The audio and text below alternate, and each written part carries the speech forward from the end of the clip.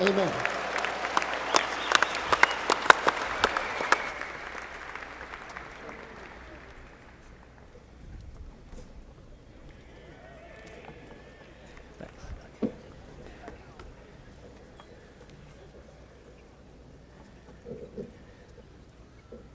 Good morning or good afternoon. Thank you for the opportunity to be able to share my story with you today.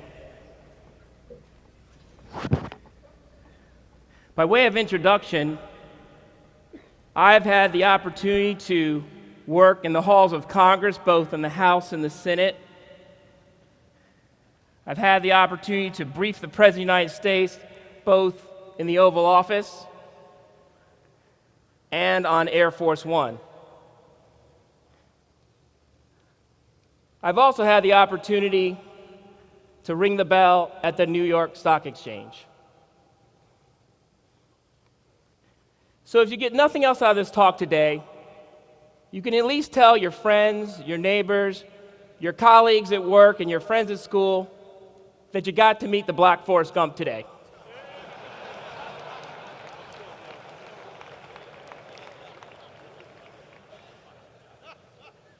There are three main reasons I tell that joke today. One, to encourage you with what God has done with my life. Two, to let you know that I try not to take myself too seriously. And three, hey Andy, it's God who's given you all these opportunities, so make sure you don't take yourself too seriously. And that's something that my mom, God rest her soul, and my dad taught me growing up, and my wife Glay, and my son Philip and daughter Lindsay continue to teach me every day as they bear with me. We've all seen it. Corporate, political, and even religious leaders falling after reaching the peak of their power. Often, such a fall is in some way associated with hubris, that tragic flaw of the classic Greek hero. Or as Proverbs 16:18 puts it, pride goes before destruction, a haughty spirit before a fall. That's why I think it's so important for us to keep perspective as we strive to do great things in our lives. Whether as lay persons in the church trying to strive in the secular world, or as full-time ministry staff trying to build the church. We're all susceptible. This is especially true in Washington, D.C., where the main currency people seek is power. To put a finer point on that for you, I want to share an excerpt from Washington Life magazine's Power 100 list. In the 10 years since we first produced our Power 100 list, the landscape of our nation's capital has changed dramatically. The foundation on which this city was built has not. Power. It's the elusive prize that most of the doe-eyed are seeking when they first arrive in Washington, and it's the energy drink propelling the graying to the finish line. Who has it, how it's achieved, and for what purpose it is used dominates conversation, including our own. The names on our list rotate on and off as power changes hands, but the rules we follow when determining who makes the cut remain the same. They are: 1, knowledge is power; 2, influence is power; 3, access is power; and 4, the perception of power is power. And while power may be the most popular pursuit in Washington, elsewhere it can be the pursuit of fame, if you're in Hollywood, California, or the pursuit of money, if you're living on Wall Street, or the pursuit of knowledge, if you're at a fine university. None of these pursuits are evil in and of themselves, but they are all ultimately empty outside of serving God. As David Walter Wallace notes in his 2005 Kenyon College commencement speech, worship power, you will end up feeling weak and afraid, and you will need ever more power over others to numb you to your own fear. Worship your intellect, being seen as smart, you will end up feeling stupid, a fraud, always on the verge of being found out.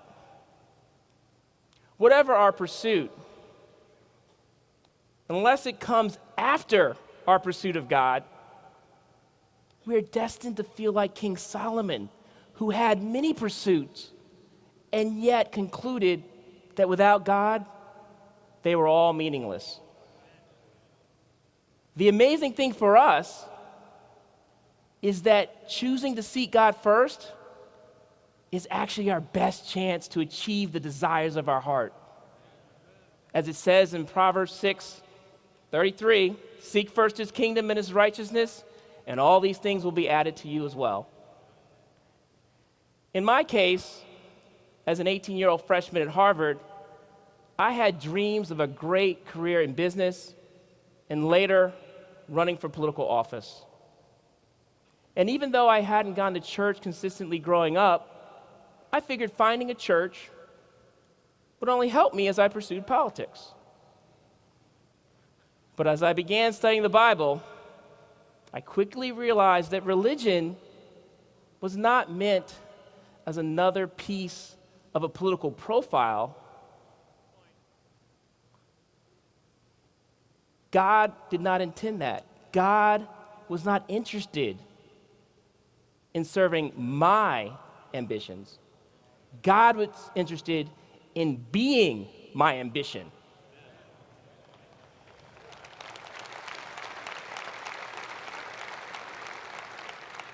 As it says in 2 Corinthians 5:14, for Christ's love compels us because we are convinced that one died for all, and therefore all died.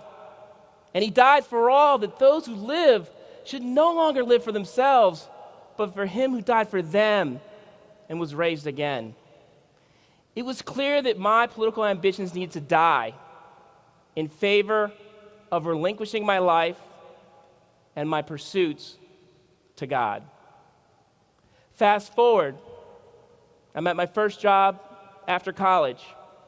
I'm in an executive development program at a major corporation on the fast track to business success. Well, it didn't quite work out that way. After only 1 year, I got cut from the program, fired, axed, relieved of my duties. Whatever the term, not exactly the plan.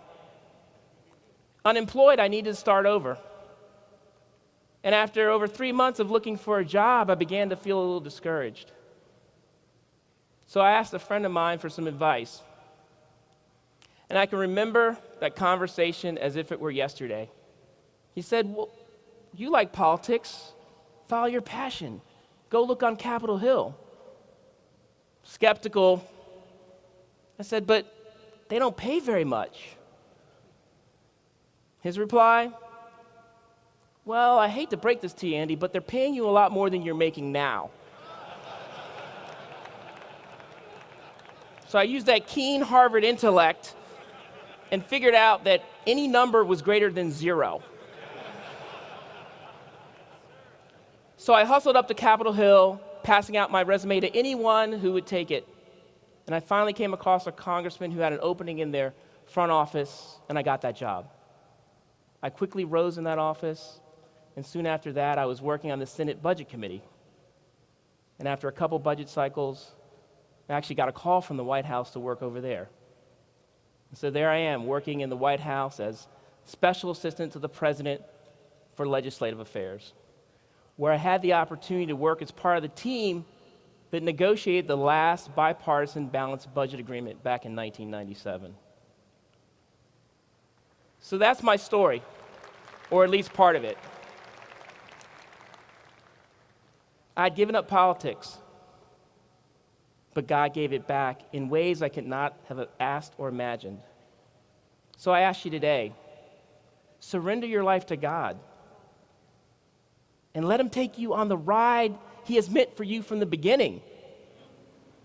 As Jeremiah 29:11 reminds us, "For I know the plans I have for you, declares the Lord.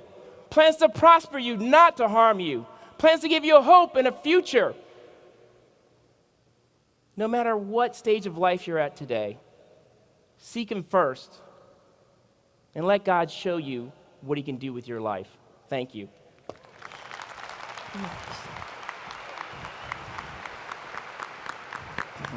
That was amazing. That was amazing. And you know what I love about Andy Blocker is that his journey has turns. Does your journey have turns? You did such a good job. We're going to talk to a man right now, mi amigo Javier Amaya. Con mucho gusto. Can we give him an applause?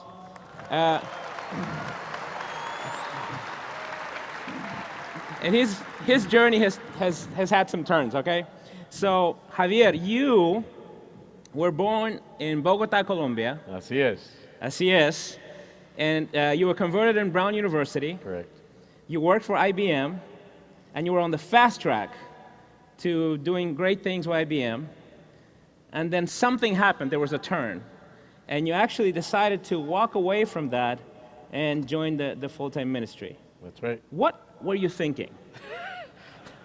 Sounds like my dad. Yeah, exactly. Tell me more about it. Well, I was very much raised to be a corporate exec. From the countries I lived in, the schools I went to, having an Ivy League degree, working for IBM, it was definitely set up so that I would be a corporate success. I was doing well at IBM. Actually, by my 4th year at IBM, I had gotten an award that was given to the 1% top salesman nationwide.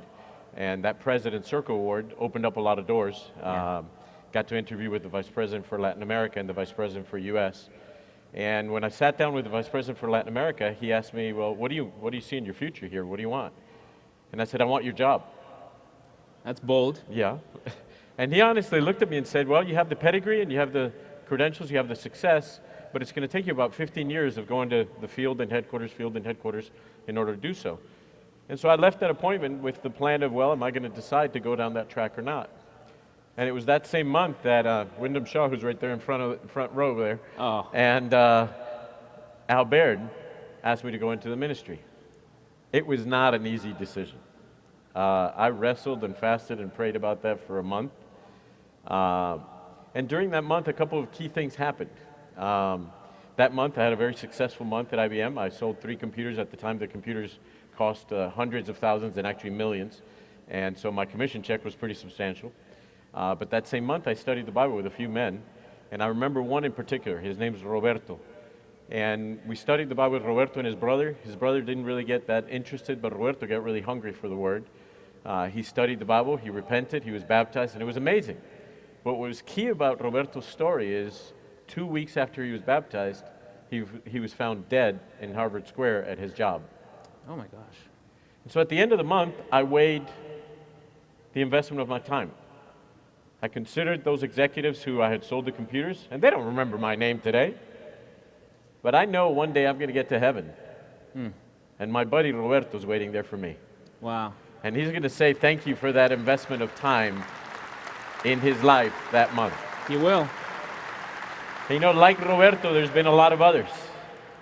And that helped me understand the value of a soul versus the value of the dollar. And that changed the direction of my life. So when you made that turn, right, it took you to all kinds of places. Yeah. Can you give me like an overview of this? It's been what, 25 years? Yep, I think. something like that. What are some of the highlights of that journey? Well, one of the joys is I got to be the minister for the Spanish region in Boston many years ago. And 25 years later, I get to be back there again. And to see that ministry built into now a congregation of 388 disciples, where there's elders, where there's a campus ministry, a teen ministry, it's a complete ministry. It's really a joy to see the development of that. I also had the privilege of going out as a missionary. And so seeing Guatemala in its first year was really a very faith-building time. I got to see Guatemala get to 120 disciples in its first year. And it's just, you see the power of God at work in that. Yeah. I also had the joy of being 6 years in Mexico City. And I got to see that church go from 800 to over 3,000 in 6 years. Oh. And so the miracle of that was just so heartwarming. Also during that journey, I got to be the vice president for Hope Worldwide for Latin America. And to see the programs developed, AIDS prevention programs that cover the hemisphere, clinics for people that are very impoverished, and actually schools where there are kids that otherwise wouldn't have any schooling. It's something very special that I can treasure back in my life. And probably another one of the key highlights is to see regions of the world and churches that were in crisis and be part of strengthening those. I think of Central America during its time of crisis, Mexico City in a critical moment, actually a region in LA that was in crisis, and I had a chance to lead it, and now in Boston, being involved in strengthening a congregation. It's just a very special, very fulfilling to see God transform the church through your being part of it. So it seems that you had a lot of rewards for that choice that you've made. Yes. Does it outweigh the sacrifice? Oh, totally. There's no question. Okay, so you and I, we've been friends for a while, and, Yep. and we have so I think our journeys are similar in some ways, right? Because we grew up overseas. I was actually baptized in Moscow, Russia, and I'm half Chilean. Eso. Yeah, so we speak Spanish, and you don't speak Russian, but it's okay. I'll teach you. Thank you. Spasibo, right? Yeah, yes, spasibo. And I was at the time I was an artist, and I was a very successful artist, and I had a singing career, and it was exhilarating and wonderful, even to the point that I got the opportunity to be part of sort of a world-changing event when we helped Boris Yeltsin get elected in the 1996 elections and defeat the communists, and my song was the theme song for the campaign, right? We need him to write a new song, huh? We need a new song, yeah. And then, but the backstory was I was born in Moscow, and I grew up in Chile, Germany, Russia, Africa, then back to Russia. So it's very confusing, and nobody knows where I'm from. I don't even know where I'm from. But then I was called, just like you were, in a ministry, and going from entertaining tens of thousands of people. The Spirit spoke to me, and it was sort of the same thing. From the inside, preach the word. From the outside, it was this wonderful man who I was really mad at the time. His name is Andy Fleming, and he said, I think you can be an evangelist as well. And it was pretty hard. And then since then, there's been so many turns because we ended up I ended up doing your job actually with Hope Worldwide, being the director for Latin America. And then going in ministry and being in and out, and ended up bivocational. So even the work aspect of it has changed over time. So now I'm in Austin serving the Austin church, but I also run my own company called Third Drive, and it's a marketing and business development company. Oh, cool. So it's sort of a hybrid thing. And through this journey, there have been times where I've really second-guessed myself. In any direction, asking whether it was wise for me to walk away from the career that I had at the time, the timing of it, was it wise, all of that. It was a considerable financial sacrifice as well, all the way to even landing in a sort of bivocational mode where I can sustain myself partially through my own company. Do you ever second guess yourself? Do you have any voices in your head that tell you the what if questions? Yeah, I've had what if moments. Yeah? I think when I get together with my siblings, who are all corporate successes, there's a tug there. Yeah. When my kids were deciding to go to college, and that decision involved now financial limitations, there was definitely a what if. And I think also there was a moment in 2003 when the churches were going through significant challenges and leadership was not necessarily seen as the place to be. It wasn't very glorious, huh? Right. There was a tug there of what if, but I remember thinking at that moment, if I don't pour myself out fully right now, what am I going to tell my children later on?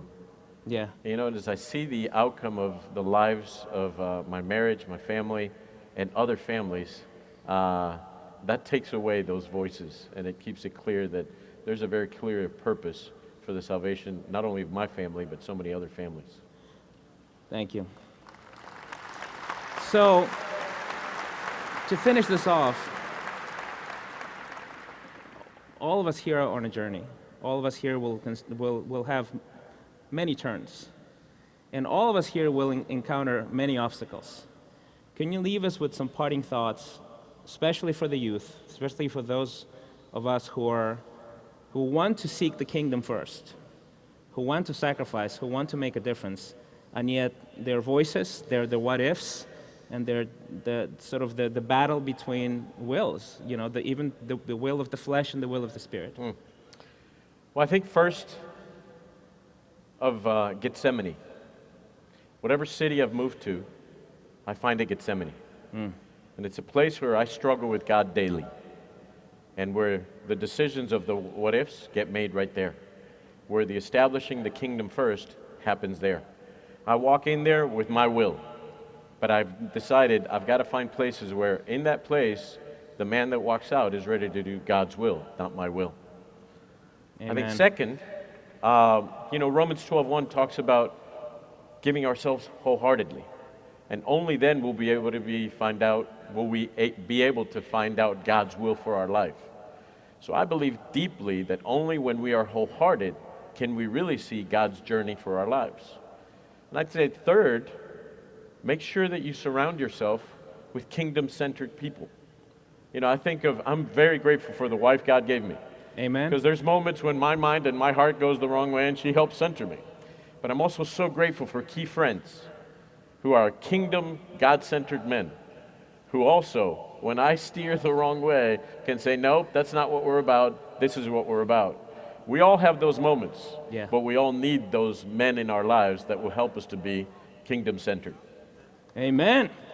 Muchísimas gracias, mi Con amigo. mucho gusto. Un gustazo. Gracias. Gracias.